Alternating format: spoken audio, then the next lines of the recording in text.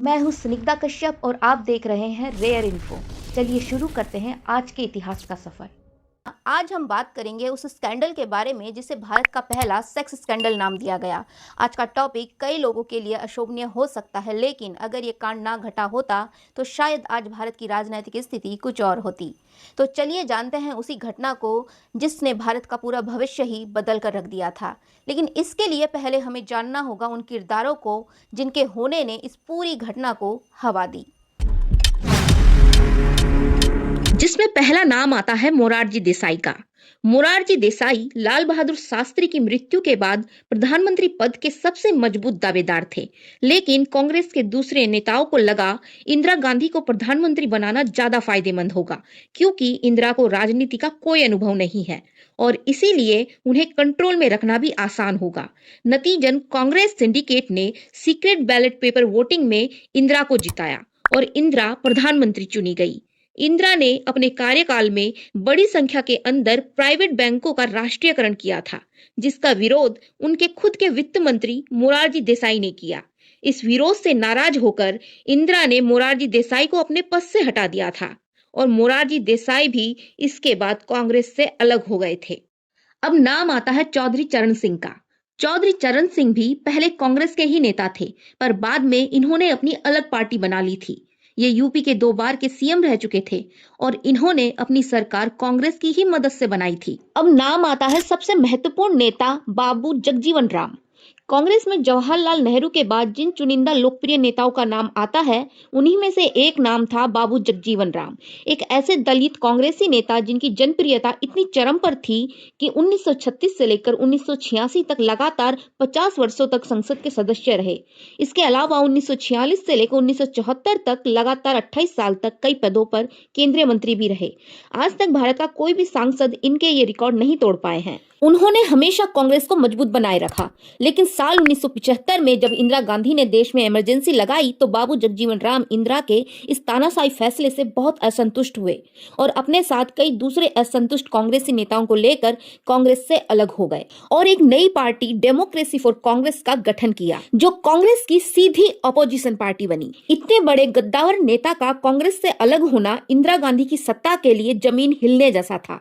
साल 1977 में जब इमरजेंसी के काले बादल हटे और जनरल इलेक्शंस हुए तो तमाम विरोधी दल जैसे कि बाबू जगजीवन राम की डेमोक्रेसी फॉर कांग्रेस यानी डीएफसी, चौधरी चरण सिंह की भारतीय लोक दल यानी बीएलडी और जनसंघ जैसे तमाम विरोधी दल के नेता, जिनमें मोरारजी देसाई भी शामिल थे, एकजुट होते हैं और जयप्रकाश नारायण की जनता पार्टी के नाम तले चुनाव लड़ते हैं। जनता पार्टी के संस्थापक जयप्रकाश नारायण समेत सभी विरोधी नेताओं को इंदिरा ने इमरजेंसी के समय जेल में डाला था। साथ ही आम जनता के तमाम अधिकार और आजादी उनसे छीन लिए थे, जैसे कि जनता की सांसों पर ही पहरा लगा दिया।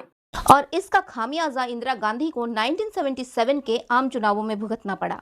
जगजीवन राम का इस्तीफा कांग्रेस पार्टी के लिए एक बहुत बड़ा झटका था, क्योंकि वह एक अनुभवी कद वाले नेता थे और दलित समुदाय के सबसे बड़े प्रतीक माने जाते थे। उनका जाना 1977 के चुनावों में इंदिरा गांधी की हार के प्रमुख कारणों में से एक बना। जनता पार्टी सत्ता में आई क्योंकि ये एक गठबंधन की सरकार थी। अब सवाल था कि प्रधानमंत्री पद पर कौन आसीन होगा। मोरारजी देसाई, चौधरी चरण सिंह और बाबू जगजीवन राम प्रधानमंत्री पद की रेस में शामिल थे, लेकिन क्योंकि मोरारजी देसाई के जयप्रकाश नारायण के साथ अच्छे रिश्ते थे तो मोरारजी देसाई ही आखिर में प्रधानमंत्री बनाए गए। लेकिन चौधरी चरण सिंह इस बात से बहुत नाराज हुए। इंदिरा की इस गठबंधन की सरकार पर तीखी नजर तो थी ही और बहुत जल्द ही वे समझ गई कि थोड़ी सी आग अगर सुलगाई गई तो इस सरकार को आसानी से धराशायी किया जा सकता है। इंदिरा गांधी ने अपनी चाल चली और चौधरी चरण सिंह को प्रस्ताव दिया कि जनता पार्टी से अपना समर्थन वापस ले ले। इसके बदले में चरण सिंह को प्रधानमंत्री बनाने में कांग्रेस उन्हें अपना समर्थन देगी। लेकिन फिर भी रास्ते का कांटा थे बाबू जगजीवन राम।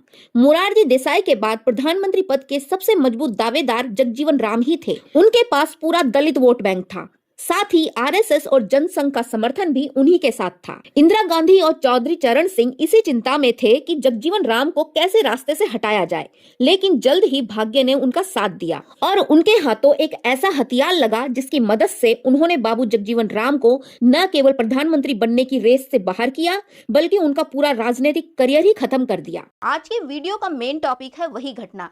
तो आखिर क्या घटा ऐसा, चलो बढ़ते हैं उसी तरफ।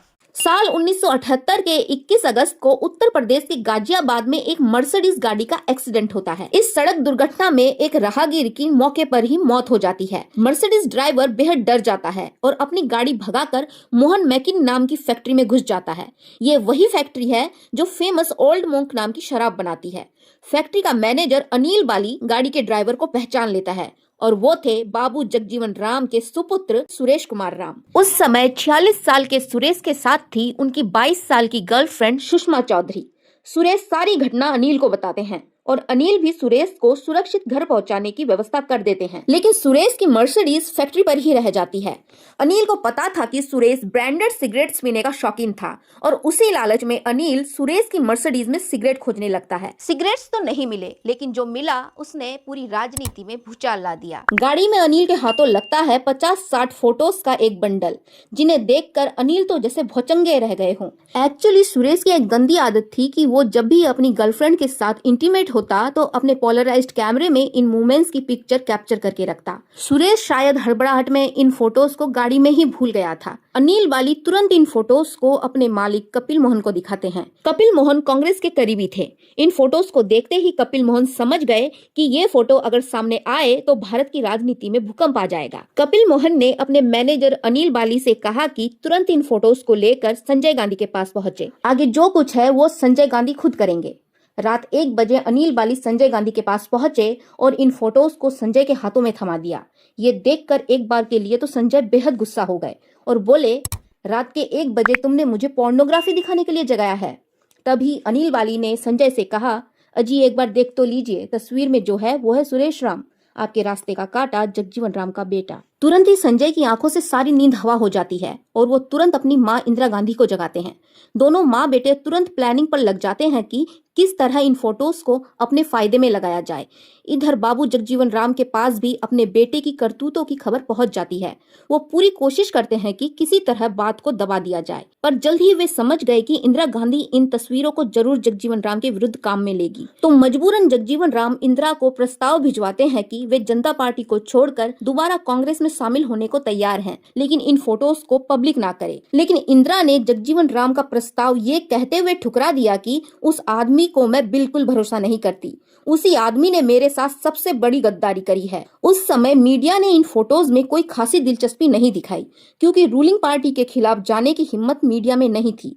लेकिन उस समय संजय गांधी की पत्नी मेनका गांधी सूर्या नाम की एक साप्ताहिक मैगजीन चलाती थी और इसी मैगजीन में इन फोटोज को पब्लिश किया गया था, लेकिन कहानी बदलकर, और हेडलाइन दी गई थी द रियल स्टोरी। फोटोज के बारे में लिखा गया कि बाबू जगजीवन राम के बेटे सुरेश राम ने हनी ट्रैप का शिकार होकर देश की संवेदनशील इंफॉर्मेशन शत्रु देश को दे दी है। आप समझ ही गए कि इस द रियल स्टोरी में कोई रियलिटी नहीं थी। ये सच है कि सुरेश राम की गंदी आदतें थीं, पर इन पर्सनल फोटोज का राजनीति से तो कोई कनेक्शन नहीं था। लेकिन इन चीजों को लेकर ऐसी गंदी राजनीति की गई थी ताकि एक साफ सुथरे और जनप्रिय नेता जगजीवन राम को रास्ते से हटाया जा सके। जैसे ही सूर्या मैगजीन में फोटोज पब्लिश हुई, पूरे देश में तूफान उठ गया। उस समय लोगों ने सूर्या मैगजीन की कॉपीज को दुगने दाम देकर ब्लैक में खरीदे थे। इन सब का रिजल्ट ये निकला कि बाबू जगजीवन राम की जीवन भर की कमाई, इज्जत, मान सम्मान, राजनीतिक प्रतिष्ठा सब धूल में मिल गई।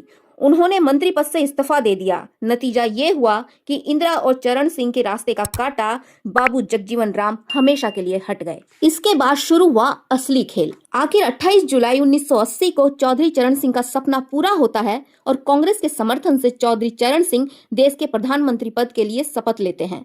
राष्ट्रपति चरण सिंह को सूचित कर देते हैं कि 20 अगस्त तक चरण सिंह को अपना पूर्ण मत दिखाना होगा। लेकिन 19 अगस्त को इंदिरा गांधी चरण सिंह को सूचित कर देती है कि वो चरण सिंह को समर्थन नहीं दे रही हैं और इस तरह केवल 13 दिनों में ही चौधरी चरण सिंह की सरकार गिर जाती है। लेकिन 6 महीने तक इन्हें कार्यकारी प्रधानमंत्री के रूप में पद पर रखा जाता है। साल 1980 में ही दोबारा लोकसभा वोट आ जाते हैं। इस समय तक देश की जनता समझ चुकी थी कि जनता पार्टी का देश के लिए काम करने की कोई अच्छी मंशा नहीं है, बस उनमें पदों को लेकर ही छीना झपटी लगी रहती है। इससे बेहतर तो इंदिरा गांधी ही है। नतीजन देश ने इंदिरा गांधी को पूर्ण मत के साथ विजय बनाया और इस तरह इंदिरा गांधी दोबारा सत्ता में लौटी। अब आप ही बताइए, अगर जगजीवन राम के बेटे का कांड ना घटा होता, इंदिरा गांधी ने ऐसी चाल ना चली होती, सच्चाई को तोड़ मरोड़ कर रूप बदलकर ना पेश किया गया होता, तो क्या इंदिरा गांधी सत्ता में दोबारा आ पाती? शायद आती भी तो इतनी जल्दी तो वापसी नहीं कर पाती। आपको क्या लगता है, अगर ये फोटो कांड ना घटा होता तो क्या इंदिरा गांधी महज 2 सालों के अंदर ही जनता पार्टी की जड़ों को हिला पाती? अपने विचारों को कमेंट करके जरूर बताएं और ऐसे ही हमारे साथ जुड़े रहिए। Thanks for watching.